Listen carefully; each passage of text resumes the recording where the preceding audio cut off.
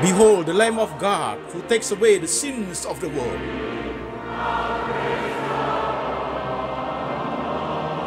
Jesus said, I am the way, the truth, and the life. No one comes to the Father but by me.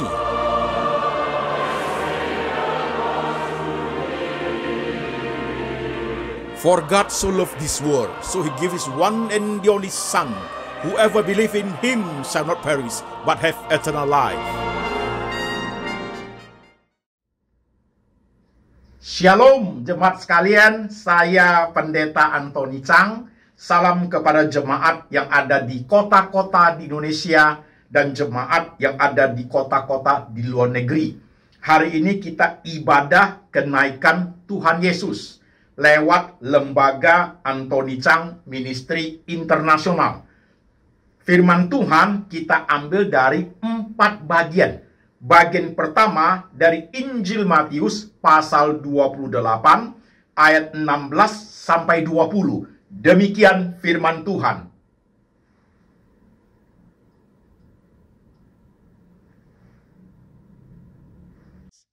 Dan ke-11 murid itu berangkat ke Galilea, ke bukit yang telah ditunjukkan Yesus kepada mereka.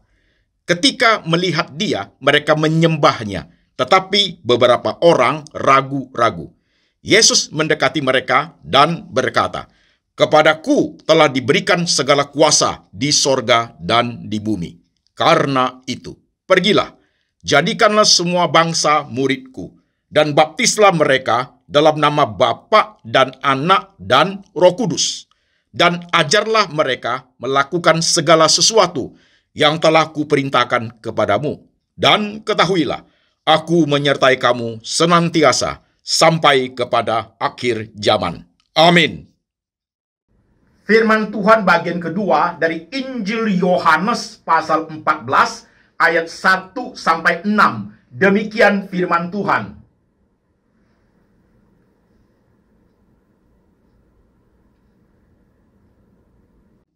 Janganlah gelisah hatimu, percayalah kepada Allah, percayalah juga kepadaku.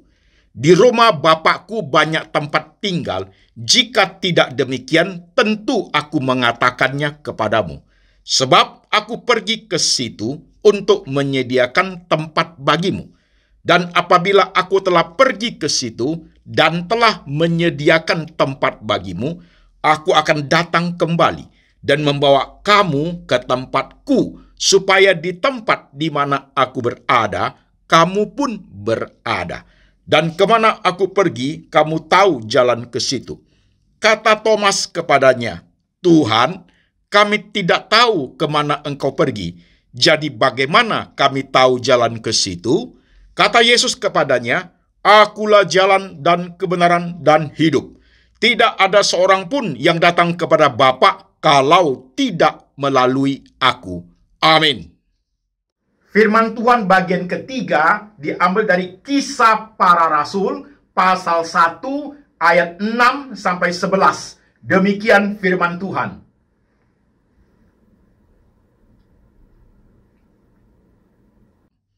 Maka bertanyalah mereka yang berkumpul di situ, Tuhan, maukah engkau pada masa ini memulihkan kerajaan bagi Israel?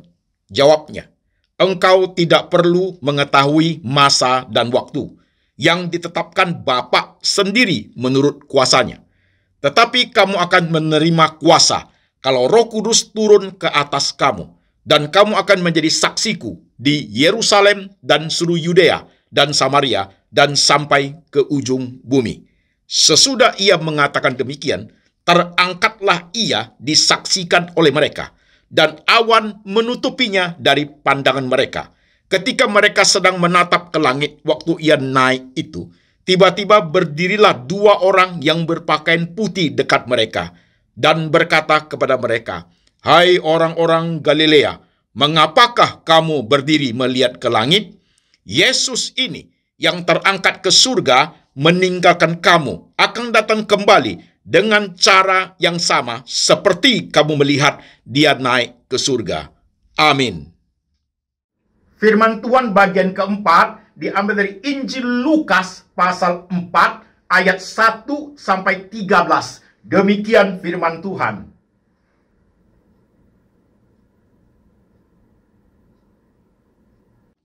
Yesus yang penuh dengan Roh Kudus kembali dari sungai Yordan, lalu dibawa oleh Roh Kudus ke padang gurun.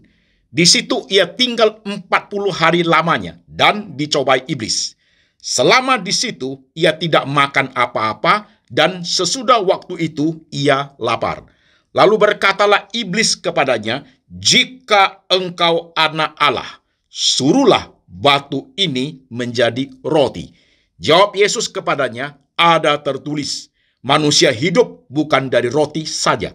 Kemudian ia membawa Yesus ke suatu tempat yang tinggi, dan dalam sekejap mata ia memperlihatkan kepadanya semua kerajaan dunia. Kata iblis kepadanya, "Segala kuasa itu serta kemuliaannya akan kuberikan kepadamu, sebab semuanya itu telah diserahkan kepadaku, dan aku memberikannya kepada siapa saja yang ku kehendaki. Jadi jikalau engkau menyembah aku, seluruhnya itu akan menjadi milikmu." Tetapi Yesus berkata kepadanya, "Ada tertulis, engkau harus menyembah Tuhan Allahmu, dan hanya kepada Dia sajalah engkau berbakti." Kemudian ia membawa Yesus ke Yerusalem dan menempatkan Dia di bubungan bait Allah. Lalu berkata kepadanya, "Jika engkau anak Allah, jatuhkanlah dirimu dari sini ke bawah, sebab ada tertulis mengenai engkau, ia akan memerintahkan malaikat-malaikatnya untuk melindungi engkau, dan mereka akan menatang engkau di atas tangannya, supaya kakimu jangan terantuk kepada batu." Yesus menjawab katanya, "Ada firman, jangan engkau mencobai Tuhan Allahmu."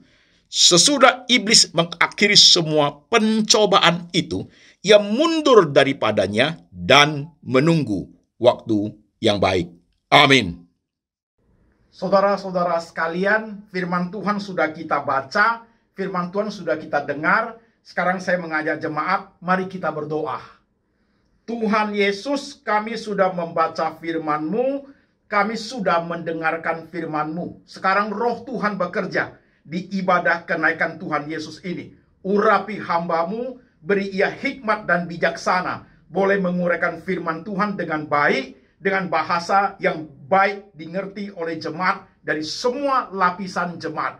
Kami rindu pemahaman tentang kenaikan Tuhan Yesus memperbaharui rohani kami, membawa kami hidup lebih dekat kepada Tuhan dan menjadi saksi bagi kemuliaan nama Tuhan, menjadi terang dan garam dalam dunia yang kami hidupi. Tuhan, kami duduk diam untuk mendengar sabda-Mu. Tuhan Yesus berbicara, kami mendengar. Dalam nama Tuhan Yesus kami berdoa. Amin. Shalom saudara sekalian. Apa kabar? Saya berharap jemaat semua sehat-sehat, saudaraku. Hari ini kita ibadah kenaikan Tuhan Yesus. Saudara-saudara sekalian, 4 perikop yang saya baca tadi itu, nanti saya integrate, saudaraku ya. Saya integrate. Saudara sudah ingat tadi ya, 4 peristiwa itu, 4 perikop itu, nanti saya integrate. Saudara ingat baik-baik. Oke, saudaraku, pelan-pelan. Kenaikan Tuhan Yesus. Jemaat yang dikasih Tuhan. Jujur yuk. Kalau kita merayakan Natal itu, gereja ramai ya, saudara ya. Ramai ya. Natal luar biasa gegap gempita ya.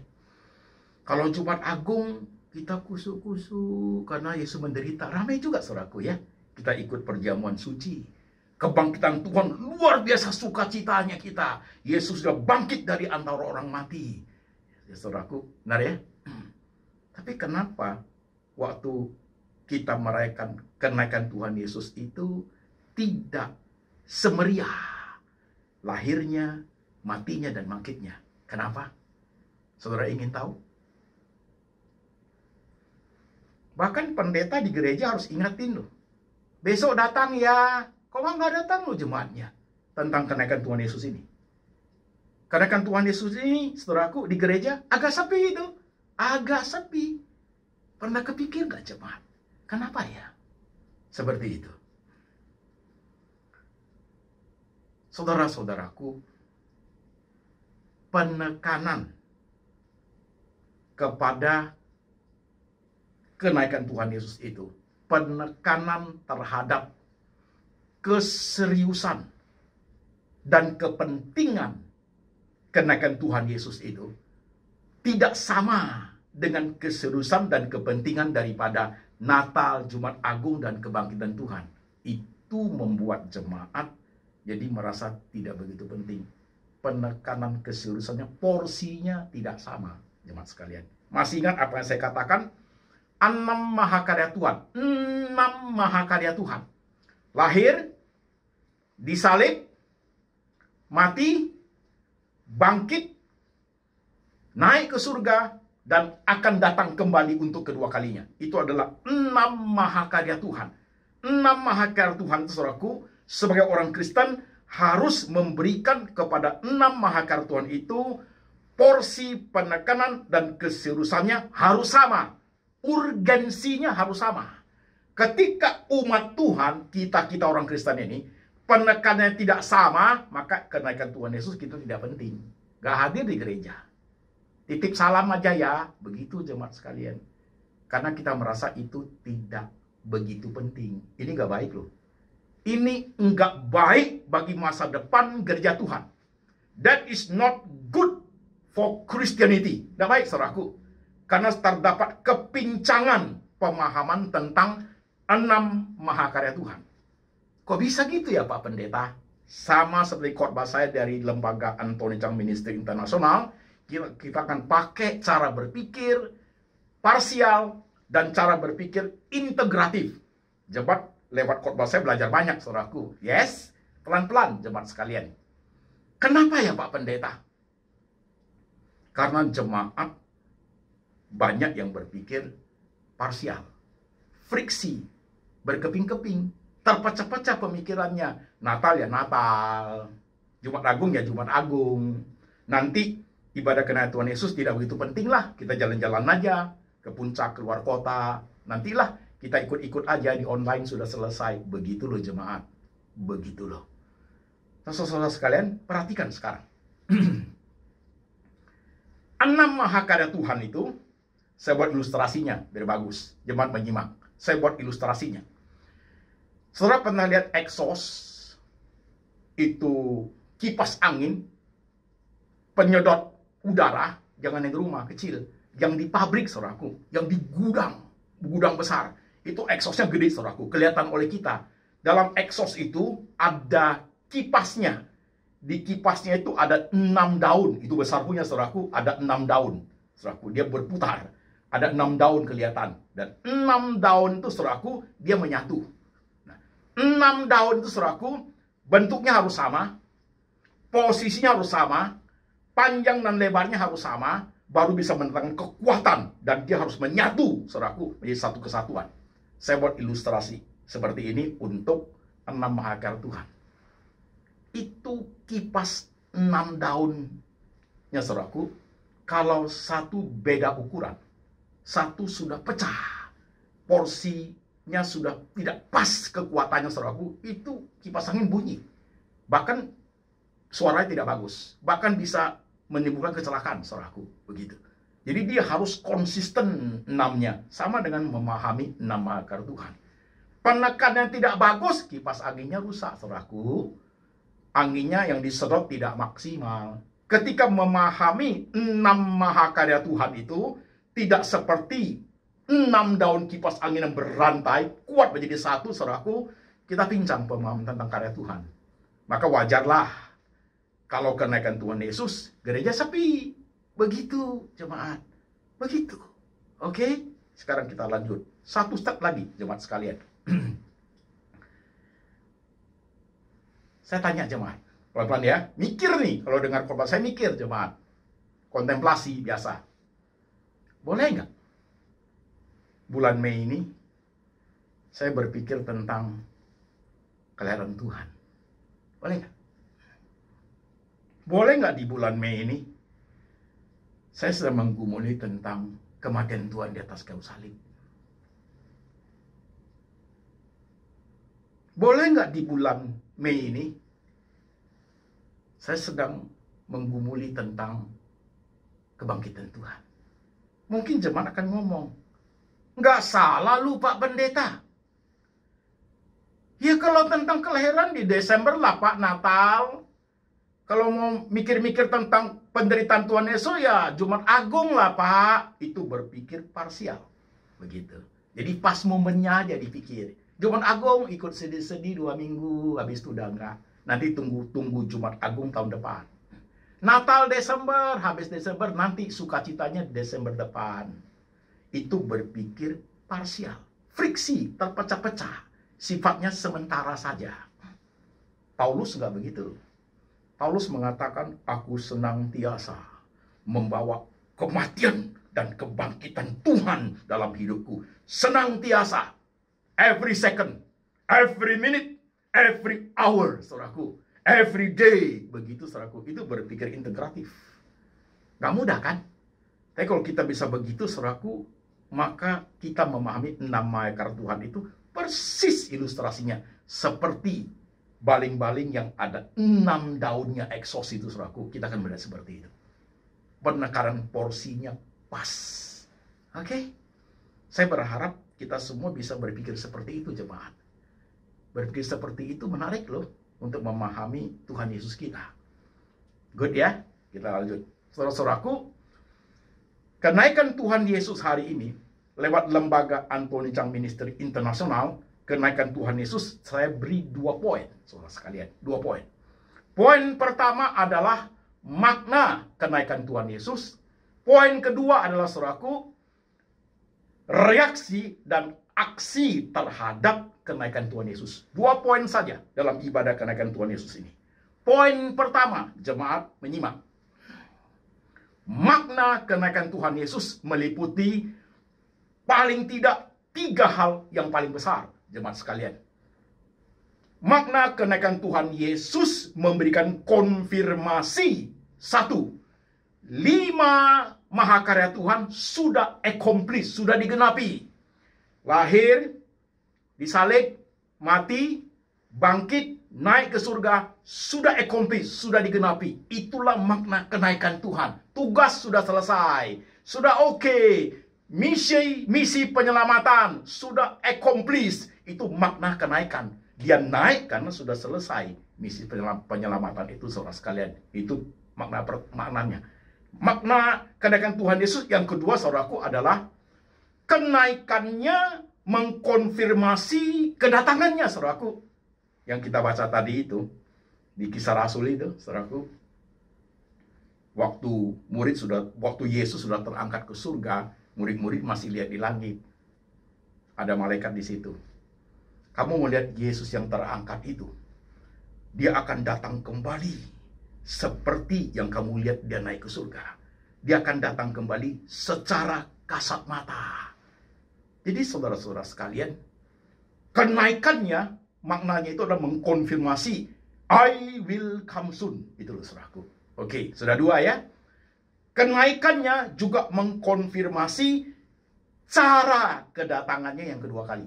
Begitu. Cara kedatangannya. Cara kedatangannya secara kasat mata kamu akan melihat. Malaikat mengkonfirmasi Yesus akan datang kembali seperti dia naik ke surga. Ini saudaraku, kenaikan Tuhan Yesus. 3 main poin besar. Memberi makna. 5 mahakarya accomplish. 1 karya lagi will come soon, segera akan digenapi. Kemudian cara datangnya seperti yang Yesus katakan, seperti yang tertulis dalam kitab suci. Itu loh makna kenaikan Tuhan Yesus. Oke? Sekarang kita masuk ke poin kedua. Tadi poin 1, makna kenaikan Tuhan Yesus. Poin kedua, reaksi dan aksi terhadap kenaikan Tuhan Yesus. Wah, ini menarik, jemaat sekalian. Reaksi dan aksi terhadap kenaikan Tuhan Yesus.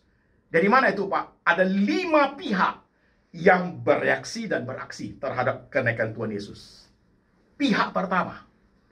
Pihak pertama adalah orang-orang yang tidak percaya pada zaman di mana Tuhan Yesus hidup dan murid-murid Tuhan Yesus. Sampai saat ini orang-orang yang belum percaya, atau orang-orang yang tidak mungkin percaya. Itu pihak pertama. Mereka bereaksi dan mereka beraksi.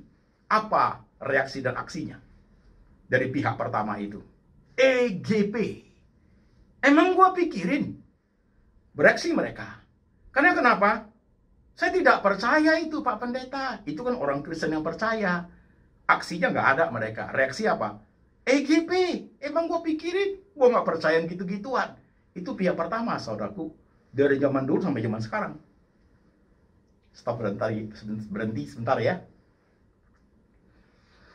Jangan-jangan kadang-kadang kita orang Kristen seperti pihak pertama ya. Banyak yang EGP ya, saudaraku. Ya, emang kok pikirin, Pak Pendeta, kenaikan Tuhan Yesus? Pusing amat lah. Natal aja datang sekali, Pak. Setahun sekali saya datangnya. Kenaikan Tuhan Yesus tidak penting lah. Jadi EGP juga kita, saudaraku ya. Bisa loh. Itu pihak yang pertama. Bereaksi dan beraksi terhadap kenaikan Tuhan Yesus. Sekarang pihak kedua. Pihak kedua, saudaraku, adalah malaikat. Wah, ini penting. Saudara perhatikan.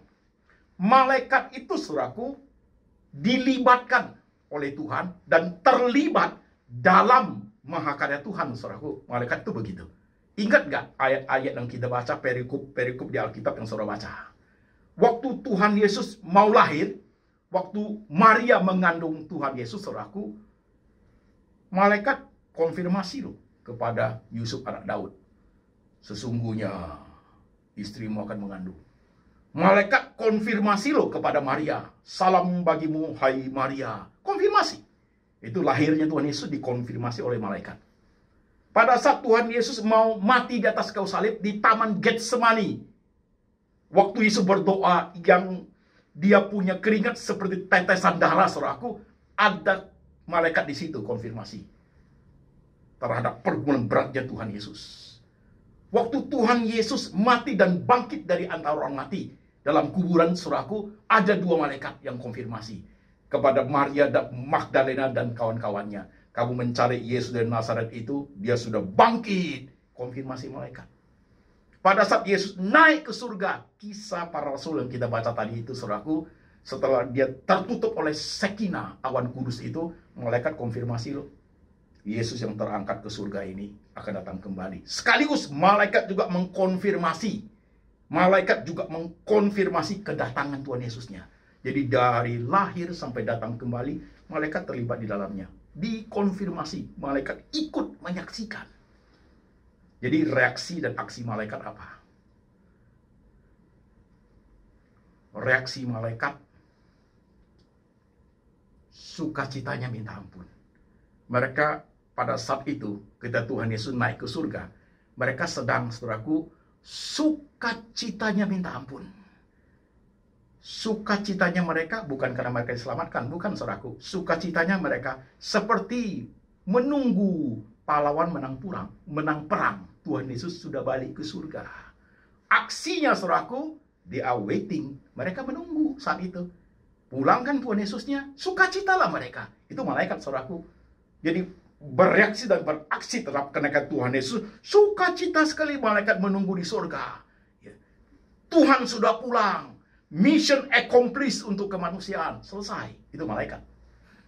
Oke? Pihak satu, orang yang belum percaya atau tidak percaya. Pihak kedua, saudaraku, malaikat. Pihak ketiga, murid-murid Tuhan Yesus yang hidup sejaman dengan Tuhan. Murid-murid yang, khususnya murid-murid yang secara langsung menyaksikan kenaikan Tuhan Yesus. Itu reaksi dan aksinya beda, saudaraku. Jadi ketika di Kisah Rasul pasal 1 itu, kita Yesus mengatakan, pergilah jadikan semua bangsa muridku, baptiskan mereka dalam nama Bapa, Anak, dan Roh Kudus. Tuhan Yesus terangkat ke surga. Saudaraku, sebelum itu, murid-muridnya masih tanya kepada Tuhan Yesus. Bacakan ayat tadi kan? Maukah engkau memulihkan kerajaan bagi Israel pada zaman sekarang? Mereka pikir, saat itu Tuhan akan memulihkan. Tuhan bilang, waktu dan masanya kamu tidak boleh tahu. Hanya Bapa yang tahu. Ya, saudara sekalian, waktu Yesus terangkat ke surga, pihak ketiga, murid-murid yang lihat secara langsung itu, reaksinya apa? Bengong, bos. Bengong. Lihat ke langit. Lama-lama Yesusnya udah nggak ada. Mereka merasa ditinggalkan. Mereka merasa kehilangan. Baru ketemu berapa hari lah? 40 hari kan? Baru 40 hari kan? Dari kebangkitan 40 hari kan? Baru 40 hari. Udah mau pergi lagi. Bengong mereka, bos. Mereka bereaksinya apa? Bengong. Lihatnya mata mereka kosong, lihat ke langit, begitu. Aksinya apa? Ketika sudah dikonfirmasi oleh malaikat, kamu melihat Yesus yang terangkat itu, Ia akan datang kembali. Lakukanlah apa yang sudah diperintahkan kepada semangat mereka hidup kembali, saudaraku. Mata yang kosong itu hidup kembali. Mereka beraksi. Aksinya apa? Memberitakan Injil sampai Tuhan Yesus datang. Itu loh. Itu pihak ketiga. Murid-murid Tuhan Yesus yang hidup sejaman dengan Tuhan Yesus. Sekarang pihak keempat. Kita yang secara tidak langsung melihat kenaikan Tuhan, kita yang orang Kristen yang hidup di zaman ini, zaman now. Kita nggak usah bengong, mereka bengong, biarin murid-murid Tuhan tuh bengong, biarin, kita nggak usah ngomong, nggak usah bengong, nggak usah lihat ke langit, nggak ada itu, saudaraku, kita nggak perlu. Kita bereaksi dan aksinya apa? Bereaksinya sukacita. Dan sukacitanya kita dengan sukacitanya malaikat gak sama. Sukacitanya malaikat, Tuhannya sudah balik. Sukacitanya kita adalah kita mendapat keselamatan. Ayat yang kita baca tadi itu, Injil Yohanes pasal 14 itu. Aku pergi menyediakan tempat bagimu. Dan setelah aku menyediakan tempat bagimu, aku akan datang kembali membawa engkau pergi. Supaya di mana aku berada, engkau pun berada. Jadi saudaraku, kita sukacita. Kita suka apa? Karena mission accomplished. Misi keselamatan selesai. Kita mendapat anugerah keselamatan. Kita warga negara surgawi. Sukacita dengan malaikat beda. Malaikat tidak diselamatkan. Manusia itu diselamatkan. Yang mendapat anugerah keselamatan itu hanya manusia loh. Saudara, hanya manusia loh. Malaikat tidak. Setan juga tidak. Juga tidak. Binatang juga tidak. Monyet tidak diselamatkan. Dogi tidak diselamatkan. Antonini diselamatkan. Karena Antonini manusia. Dan kamu yang manusia diselamatkan. Sukacita kita. Aksi kita apa, bos? Aksi kita apa? Perintah Tuhan loh. Aksi kita adalah amanat agung. Beritakanlah Injil kepada saudaramu, kepada keluargamu, kepada orang-orang yang belum percaya, supaya mereka menerima Yesus sebagai juru selamat. Itu aksi kita, saudaraku. Aksi kita berikutnya apa, saudaraku? Aksi kita berikutnya jadi terang dan garam. Kita menjadi saksi Kristus di tengah-tengah dunia ini. Memberikan contoh bagaimana hidup menjadi orang Kristen yang baik. Menjadi orang Kristen yang benar, supaya orang memuliakan Tuhan. Aksi yang ketiga apa? We are waiting.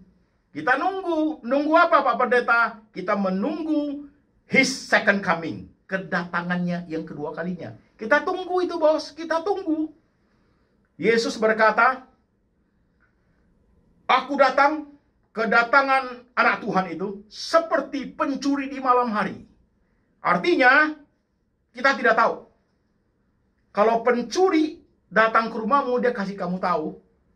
John, nanti jam 2 malam gua datang ke rumahmu ya. Itu bukan pencuri itu. Dia mau pinjam duit. Dia mau pinjam duit. Saudaraku, mau pinjam duit dia. Tapi kalau pencuri, kamu tidur enak, jam 4 subuh, you nggak tahu.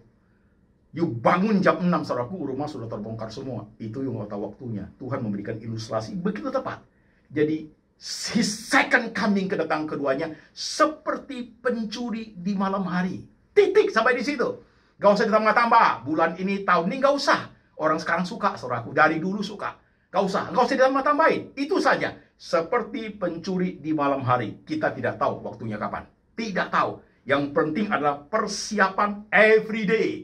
Integrative thinking every day. Oke, saudaraku. Sip.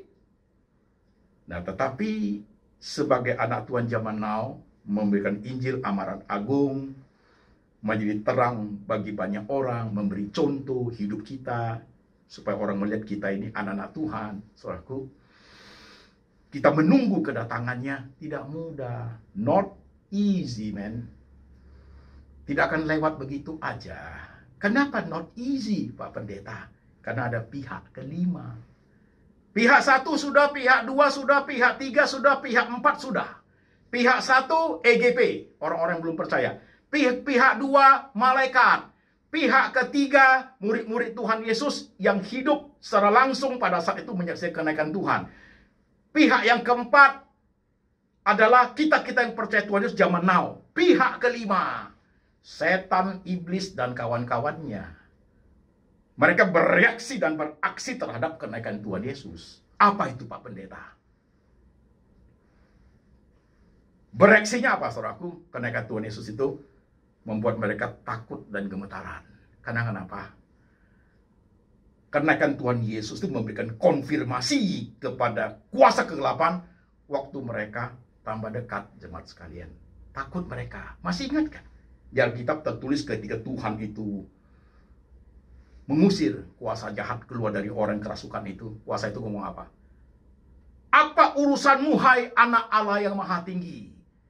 Waktuku belum sampai. Dia belum sampai waktu untuk dihukum. Jadi waktu Yesus naik ke surga, semua kuasa gelap itu gemetaran. Wah, sebentar lagi nih. Bentar lagi, men. Bentar lagi nih. Udah naik. Tinggal turun doang. Tinggal turun doang. Udah naik. Takut mereka gemetaran. Itu reaksinya. Aksinya apa? Pergi ke seluruh dunia. Bukan beritakan Injil, sesatkan umat Tuhan. Injil Lukas pasal 4 yang kita baca tadi. Pencobaan Tuhan Yesus di padang gurun. Ubahlah batu ini menjadi roti, masalah makanan. Is that right? Diperlihatkan semua kemewahan dunia. Sembahlah aku, maka semua aku berikan kepadamu. Masalah kemuliaan, prestasi lah, reputasi lah, harga diri lah, kekayaan lah, semua di dalamnya. Jabatan lah, kemuliaan di dalam semua. Glamor dunia. Bahkan setan memakai ayat-ayat. Jatuhkan dirimu, nanti ditolong Tuhan. Ayat pun dia pakai, saudara sekalian. Nah, ketika iblis menggunakan cara itu untuk menjatuhkan Yesus di padang gurun itu, nggak sukses. Mereka sukses loh menjatuhkan Adam dan Hawa. Sukses. Cara yang sama dipakai untuk menjatuhkan Yesus tidak sukses. Maka muncullah Lukas pasal 4 ayat 13 ini muncul. Ketika mereka melihat Yesus tidak berhasil mereka jatuhkan, mereka mundur daripadanya dan menunggu waktu yang baik. Unik tuh ayat. Bagus, saya suka sekali tuh ayat, jemaat sekalian. Setelah mereka gagal menjatuhkan Tuhan Yesus dalam mencobai dia, mereka tidak pergi loh setan itu. Mereka mundur daripadanya. Kenapa? Waiting, nunggu waktu yang baik. Yesus sudah naik ke surga.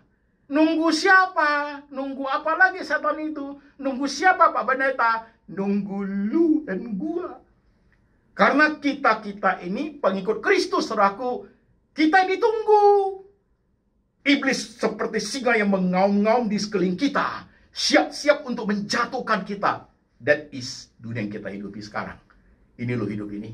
Jadi kalau engkau bisa melihat 6 mahakar Tuhan itu sebagai sesuatu yang integratif sifatnya, saudara akan berteologi dengan baik.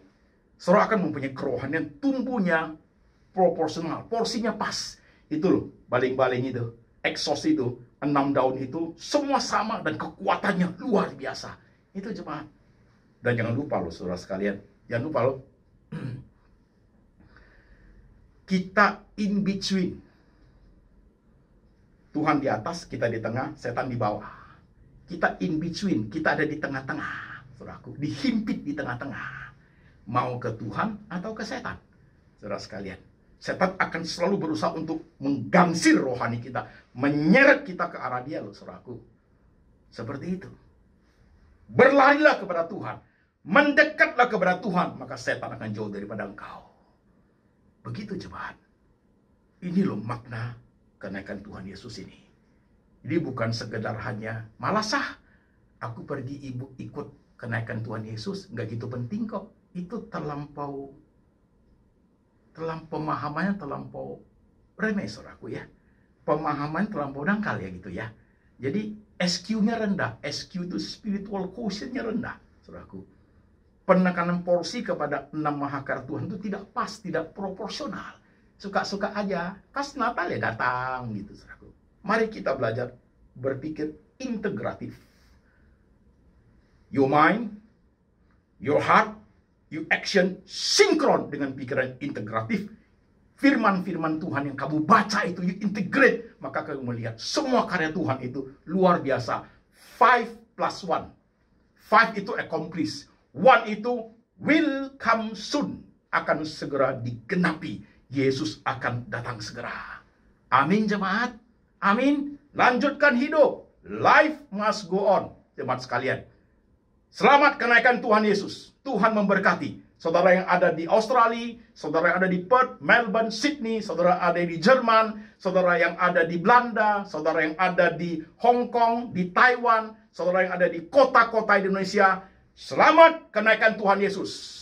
Pergi memberikan Injil sampai Tuhan Yesus datang. Dan Tuhan mengatakan, aku akan menyertai engkau sampai kepada akhir zaman. Amin. Mari jemaat kita tundukkan kepala, kita berdoa. Tuhan, kami mau ngerti seutuh-utuhnya semua mahakarya-Mu, Tuhan Yesus. Sehingga kami boleh hidup sebagai anak-anak Tuhan yang berkenan kepada Engkau. Hidup sebagai orang percaya, sebagai orang Kristen yang boleh bereaksi dan boleh beraksi terhadap kenaikan-Mu dengan pas dan tepat secara proporsional, keseriusan dan urgensinya kenaikan-Mu ya Tuhan. Ajar kami Tuhan Yesus. We are waiting. Kami sedang menunggu Tuhan kedatangan-Mu. Datanglah Tuhan sesuai dengan waktu. Berkati jemaat yang sudah mendengar firman Tuhan hari ini. Roh-Mu menyala-nyala dalam hidup mereka ya Tuhan. Terima kasih. Di tengah semua pergumulan mereka, Tuhan sertai. Tuhan beri pertolongan kepada mereka tepat pada waktunya. Mereka membutuhkan pertolongan-Mu ya Tuhan. Terima kasih Tuhan Yesus untuk hari ini. Kami boleh mengingat akan kenaikan Tuhan Yesus. Letakkan tangan-Mu di pikiran jemaat. Letakkan tangan-Mu di hati jemaat. Meteraikan firman hari ini ya Tuhan. Terima kasih Tuhan Yesus. Dan berkat ini turun atas jemaat. Kasih daripada Allah Bapa dari surga turun atas jemaat. Yesus Kristus adalah gembala yang baik memelihara seluruh umatnya. Dan Tuhan Roh Kudus selalu mengingatkan jemaat akan kitab suci, akan kedatangan Tuhan Yesus yang kedua kalinya, yang akan menjemput kita suatu hari, menjemput kita setiap orang yang percaya. Dalam nama Tuhan Yesus, amin. Selamat kenaikan Tuhan Yesus.